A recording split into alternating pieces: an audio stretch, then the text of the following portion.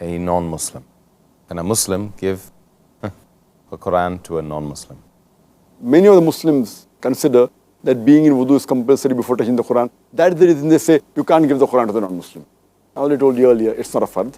And furthermore, some Muslims say, okay, fine, if you want to give the Quran, don't give the Arabic version, only give the translation. Give only English or French or German. I said, fine, someone wants to do that, I've got no problem. But I prefer giving the translation along with the Arabic text. Because if the translator, who is a human being, has made a mistake, you can go back to the original text. The person should not misunderstand that Allah has made a mistake, na'uz billah. I prefer Arabic along with the translation. And if Allah subhanahu wa ta'ala holds me responsible for giving the Arabic Quran to a non-Muslim, I will be in the good company. I'll be in the company of the Prophet. Because our beloved Prophet Sallallahu Alaihi Wasallam, he dictated letters to non-Muslim kings.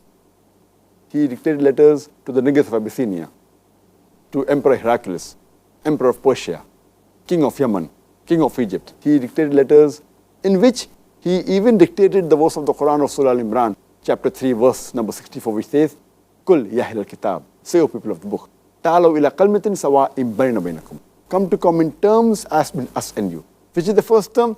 Allah na'budu illallah. That we worship none but Allah. Wala nushrika bihi shay'an. That we associate no partner with him. Wala yattakhiza ba'duna ba'dan arbaban min dunillah. That we erect not among ourselves lords and patrons other than Allah. Fa in tawallaw. If then they turn back, faqulu shahadu. Say, bear witness, bi anna muslimun, that we are Muslims bowing our will to Allah subhanahu wa ta'ala. So this verse of the Quran was dictated by Prophet Muhammad sallallahu alaihi wasallam when he sent letters to the non-Muslim kings. Some of them, after reading the letter, they accepted Islam. Some of them tore the letter. Some of them even trampled it beneath the feet.